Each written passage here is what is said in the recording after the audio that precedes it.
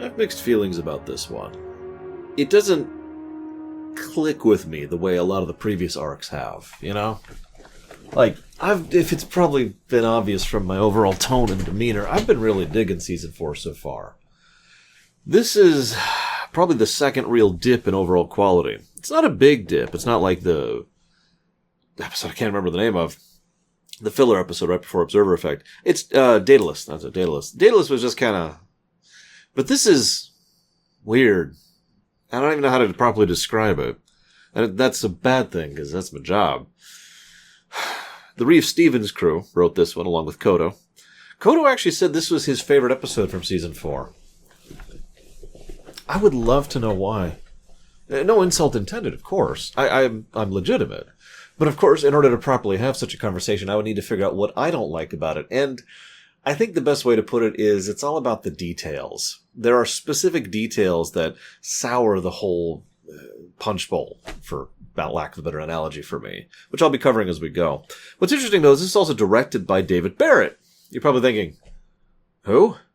And that's valid, because this is his only directing credit in all of Trek up until now, and his only contribution to Enterprise. You may know the name, though, because he went on to serve as a director on Discovery. So, one of our very few crossovers from the production staff from modern Trek into New Trek. So they decide to dock at Warp. Okay.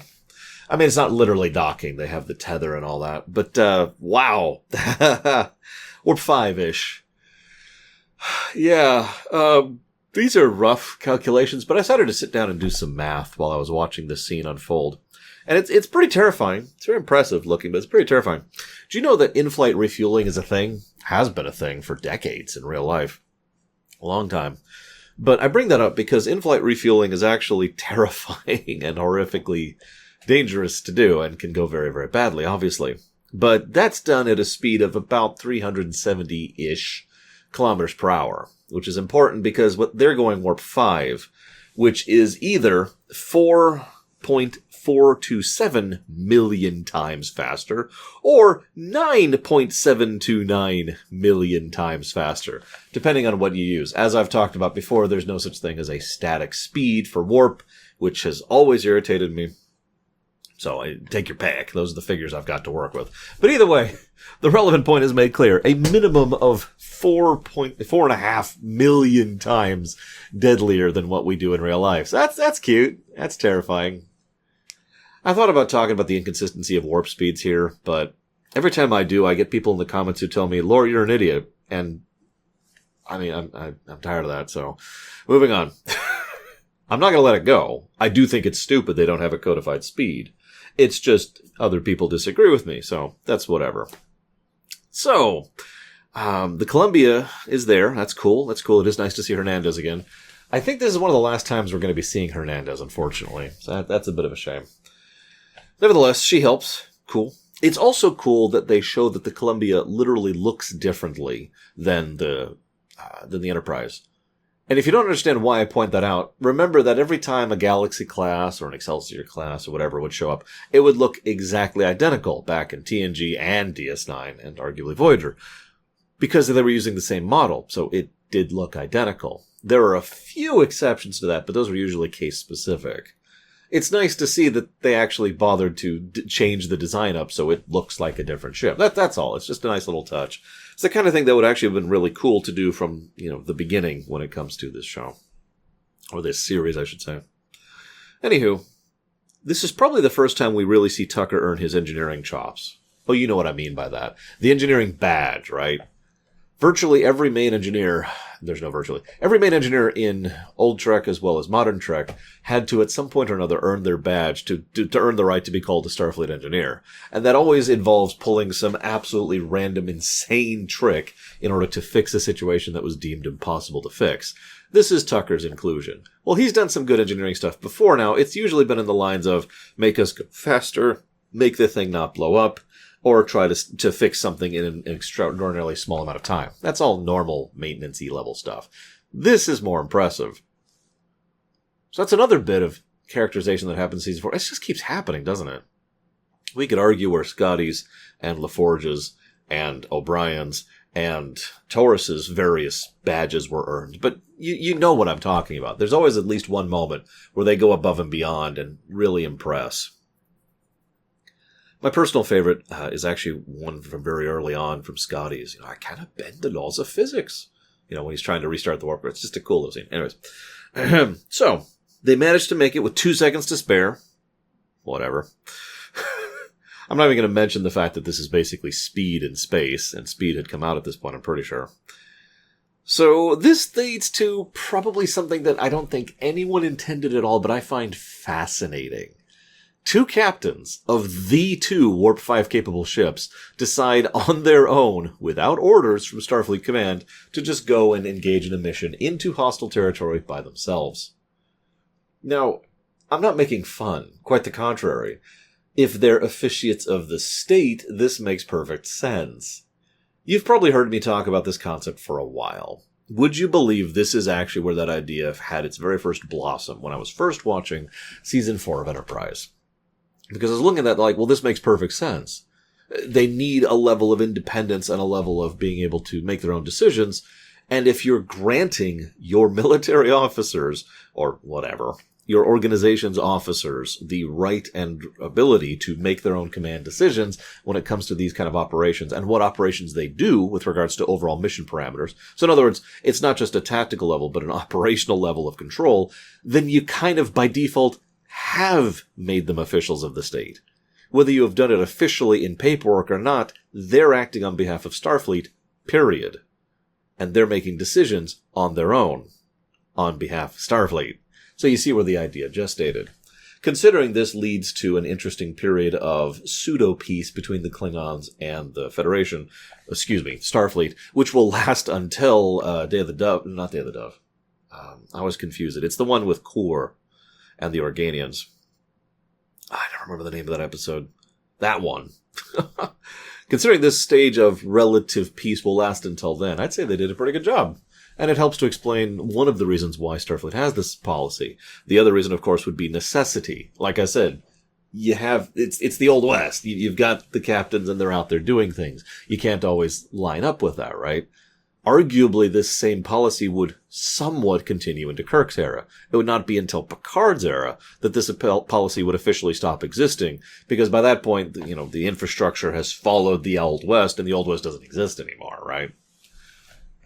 That would have been an interesting take to do for Voyager, now that I'm thinking about it. Have Voyager, have Catherine Janeway actually say, hey, there's this old article of Starfleet Command and Federation Code that used to allow captains to act as officials of the state. It was rescinded under most circumstances, but it remained part of the regulations for extreme circumstances. And thus they could start acting literally on behalf of Starfleet. Just, I don't know, food for thought. Anyways. Meanwhile, we see the implications of the beating that happened for Phlox. We don't actually show the beating itself, which is a little strange. Usually they bother to show the actual beatings. This is also when we find out that in addition to, so they're going to cure the virus, right? But in curing it, they're still going to be affected with it. So the ridges are still going to go away. There's the TOS explanation. But they're also going to do something else. Now, I was reading a whole interview by Manny Koto about this. Apparently, he wanted to explain why the TOS Klingons acted so differently from the TNG Klingons. That's fine. I just always sort of assumed this was kind of a cultural drift thing myself. But he wanted there to be a more tactile explanation. And that's why the line that Phlox says, which is a minor neural reordering, exists to explain that the Klingons literally think differently in this period of time, that their brains function in a different manner. And then once they are cured by, Neural Paris, that would eventually lead to them reverting back to the standard Klingon format. Just an interesting thing to think about. Meanwhile, Archer continues to piss me off. Now, the Section 31 subplot is okay in this episode, more so than it was in the last one. It only pisses me off twice. This is the first time. You answer to me, says Archer. Okay. And then the guilt trip. He guilt trips Reed, and Reed finally admits that he's under orders.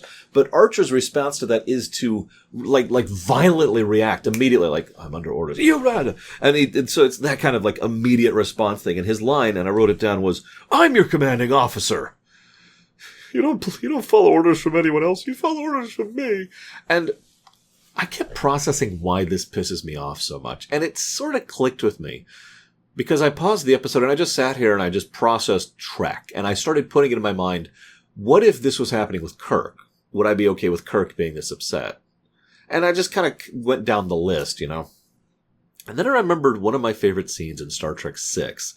There's actually a line that isn't in the movie that was arguably intended to be in the script and is in the novelization. From Sulu, quote, "If I ever had to choose between betraying my friend or betraying my country, I'd hoped I'd have the guts to betray my country." Unquote. And I realized that it didn't bother me, the idea of Sulu, for example, betraying Starfleet orders in order to help Kirk personally. Now, it's probably worth noting that that situation is massively different, and that's why I say the details of this episode bother me. Because Archer isn't really in the right here. Not really. He ended up helping. The Enterprise and the Columbia both ended up assisting in the situation substantially. But ultimately, they're not really in the right. They're not trying the best they can to save the day despite the obstinate government, which was what was happening in Star Trek VI. They're blundering through blindly trying to figure out what happens and rescue Phlox, which is a little... You can see how it's a variance, right? But then I realized the other layer of how this is different. Sulu's loyalty to Kirk is understandable. It's well established. Okay, I take that back. It is at least something that we can presume is well established. And honestly, George Takei mostly sells that. Reed's loyalty to Archer I find more questionable. And of course that makes sense since Archer only started being captain about, 12 episodes ago? You see my point? I've said before that Archer as the incompetent captain is something I like, and I do. I stand by that statement firmly. I like the idea of him not being ready, of him being in over his head. I love that take on it. And it is a unique take for a Starfleet captain, because every other captain to some extent or another has been completely on top of things and ready to go, arguably as they should be. Kirk had his own, machismo, for lack of a better way to put it, and also his faith in his crew, which was a critical component of that. Picard was a seasoned veteran who was a career officer who had been a captain before he came to the Enterprise. Sisko kind of developed into it, but Sisko was an excellent administrator and someone who was willing to work through and around the rules in order to accomplish things. And Janeway, when she was written properly, was someone who could project the necessary presence in order to ensure that things got done in a certain manner, except when she wasn't written properly. But you get my point. When Janeway was, let's be blunt about this as we can, when Janeway was actually Janeway, she was pretty good. And a lot of that probably sits on Kate Mulgrew, because, Archer, by contrast, then, is the one who is just, how do I deal with this, And I like that. But the problem is that is in contrast with the I owe all my loyalty to Archer thing.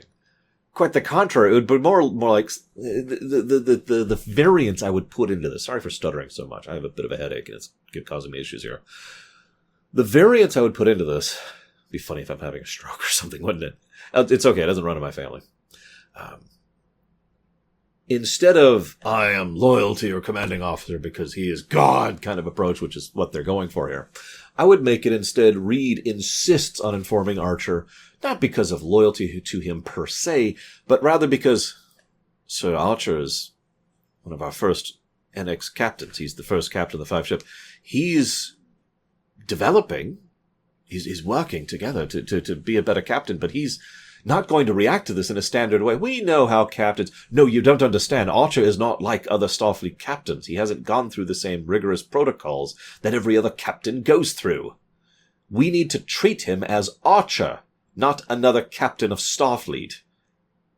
You really believe we should... I really believe we should keep him in on the loop in this, sir. If nothing else, it will enable us to take care of him in a more measured fashion and be aware of what he's doing, rather than have him just poking holes in our theories. All right. I'm going to go ahead and trust you on this one, Reed. Okay. And then Reed, is like, Captain, here's what's going on. And Archer's like, rah, I'm upset, but not as upset. And then Reed suggests he gets taken to the brig. That's the end of the first episode. In this episode, Archer finally goes down to meet Reed and is like, I'm not comfortable with you being here, and I need you on the bridge. Reed's like, are you certain that's wise? No, I'm not. You coming, Malcolm? Then they go. And then they get to the big confrontation scene here.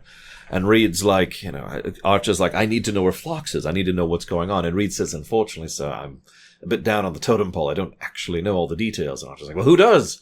And Reed considers for a moment. And Archer's like, Malcolm? And then Reed's like, I can get you in contact with him. That then leads to the scene where Archer confronts Harris. And Harris is Harris. We don't really need to change him much. And you see how these changes. I'm not really changing the overall structure all that much, but I'm changing the details of the specific scenes, of the characters' perspectives, and how they react to each other. In my mind, this smooths out everything. I don't like to criticize without critiquing. And this would elevate these 2 episodes substantially higher. As is, I actually did put the last episode at a +1 instead of a +2, which I know you don't know what that means yet, but it'll come up in the finale video, which is I've been prepping for this whole time. So it's just instead, Archer's just blah, blah, blah, blah, blah, blah. Anyways, so Phlox makes an interesting point to oh god, I can't remember his name. Not Kavach. I remember his name. I wrote it down back here. Autok. That's right, Autok, the medic. He says, you're a physician. Yes, and my father disowned me. But you're a frickin' physician. This, once again, connects back to that judgment point. Because someone who thinks that only physical fighters serve in the military is a moron. There's a huge web of support infrastructure that is necessary for a military to operate. And that's just on the field. Never mind the kind of things that are necessary for them to have that equipment or to have that infrastructure and to have the manufacturing, have the resupply, etc., etc., etc. But of course, this isn't me making fun of the writing. This is me making fun of the Klingon Empire. And this is a problem that they will go through for some time and will eventually lead to the various Klingon arcs we've already discussed at this point. Anyways, culminating arguably in Deep Space Nine with Tacking Into the Wind, which is still one of my favorite DS9 episodes. Anywho, Kavach then tries to control the augments. Big surprise. And they're chafing under his control. Big surprise. This again ties into the idea that the augment DNA is designed to be aggressive and not controllable, basically, that they don't respond to authority. And we kind of see that here. It doesn't actually get to develop into anything because duh, but that is the implication. Then what happens after this is a scene that amuses the hell out of me because I've been on the receiving end of this multiple times in my life. Boss walks in. Progress.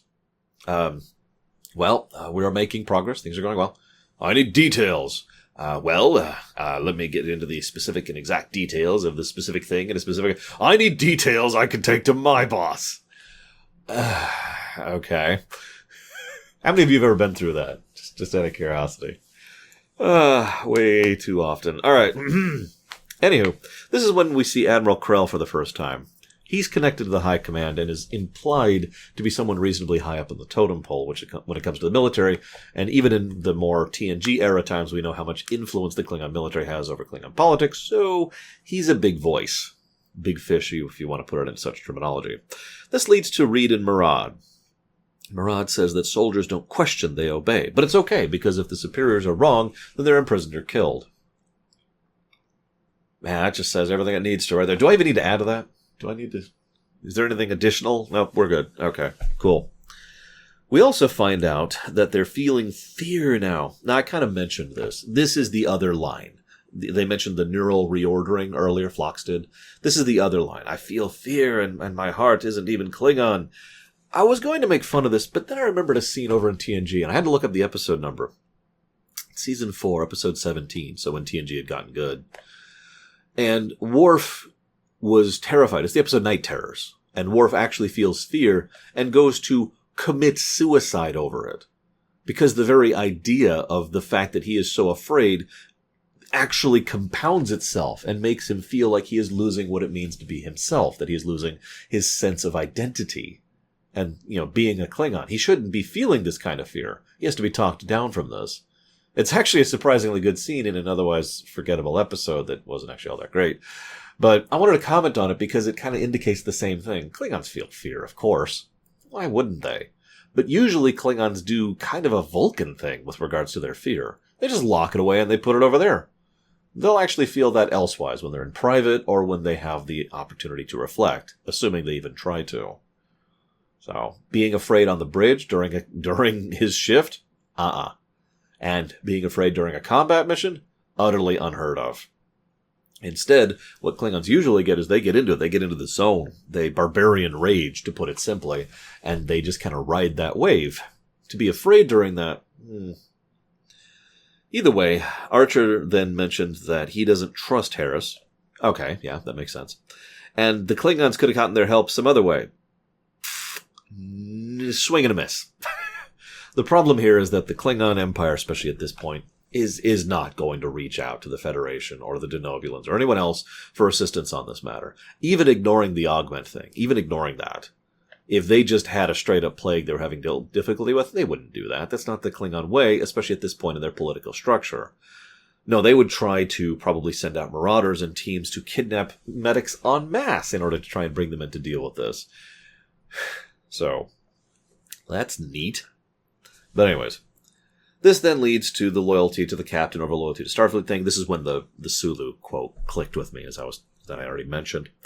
And Harris then shows himself as being surprisingly pathetic. Krell is like, I used you and you're pathetic. And Harris is like, but we had a deal. This actually irritates me, but it probably shouldn't, because after all, remember, Section 31 is new at this, and there's no Federation yet. The Klingon Empire could eradicate humankind probably inside of a week. That might be highballing it, to be completely honest. I mean, that whole Xindi threat, if the Klingons decided to as a unified force, they would stomp Earth. And that's important, because it's trying to get across the idea. Remember what I talked about the little fish, the diplomatic country? Well, they are starting to make alliances and connections. The Andorians, Tellarites, and Vulcans combined probably still wouldn't match the Klingons. Because the Klingons are, you're going to make jokes about this, but Klingons are France. Circa like the 1500s, right? They are the big stick wandering around right now. And the Romulans would probably, let's not go into that. The point being, big old stick, big old military, big old influence on affairs, politically and militarily and economically. And that's a terrifying threat. And the only reason they manage to do anything is because they are allowed to continue to exist while the Klingons are busy with other affairs. Thank goodness. It actually makes me wonder, because if the Klingons had decided to do a preemptive strike, history would have gone extremely differently, either by the conquered or enslaved or eradicated human race. Well, that's a sea change, isn't it? Food for thought. Instead, the Klingons end up joining the Federation in Season 1 of TNG and nowhere else. I've already talked about that. Anyways, so Krell decides to play Klingon politics. This is actually kind of Romulan if you think about it. It still fits for a Klingon of this era, and arguably later eras as well, because I'm going to wipe out the general, wipe out all the people there, hide the evidence of the program, take care of the plagues, that's dealt with, and I'm going to seize and take these Starfleet ships for my own. Yay. You notice, by the way, how it's already being shown as useful to have 2 of these NX ships ready to go, the NX-01 and 02. I've talked so much about how big of a deal it is that they only have the one big ship, the one carrier in the Pacific, right? Well, now they've got 2. And we see already that that is a significant change in how they can project their power. 2 NXs managed to delay 3 Klingon warships substantially enough to be able to accomplish their mission. 1 would absolutely not have been able to. Either way, the Klingons... I have to point this out, because most of the people in this show don't have shields. There are a few. Andorians have shields. Klingons have shields. And so most of the time when someone beams over, it's not a big deal because the shields don't exist for them to not be able to beam through. So naturally, they beam the virus up to the enemy ship through the shields that they make a point of saying in dialogue that they can't penetrate. Now, I know that's slightly different, and we could hand wave this away, but I just wanted to point it out because Even Enterprise can't get away with being able to beam through shields. Whatever. Moving on. Phlox managed to outmaneuver Krell, and of course Krell decides to become the champion for ensuring that this eradication program discontinues. Why? Well, because he'd be killed if he didn't. This is very Klingon. I've talked a lot about the differences between internal honor and external honor, real honor and fake honor. And we've seen real honor in this very episode, with Autok, for example, who is legitimately honorable. General Kavach, a little bit less so. Krell, absolutely not. All three of them practice external honor, though. All three of them do the fake honor thing. And Krell, this is the biggest showcasing of it, in my opinion. Oh, well, now I'm infected. High Command, we have a cure. I recommend we use it immediately and try to distribute it throughout our people to ensure blah, blah, blah, blah, blah, blah, blah. Because otherwise he'll die, and that's just not acceptable. But it's okay, because he's doing the honorable thing by being willing to, save these brave Klingon lives. Fake honor. So, Tucker is already back on the Enterprise. We'll talk more about that next episode when he, I'm just going to spoil this for you, formally decides to stay on Enterprise. What I also, speaking of temporary changes, Reed is like, don't ever contact me again. I'm done with Section 31. Beep. 4 episodes from now, I desperately need to contact Section 31. Thankfully, they don't hold grudges because, they're supposed to be above that kind of thing. Average episode, I would say, at least for season 4, which I suppose doesn't work, but, yellow. I'd say it's a yellow episode. I'm a little nervous about the next one. I just wanted to admit this up front. I haven't seen it in quite a while. I'm not sure I've ever rewatched it, to be completely honest. I have heard nothing but bad things about it, and I barely remember it myself. And that always makes me worried when I walk into an episode with a rep, It'll be interesting to see what I think of it when we get there next time.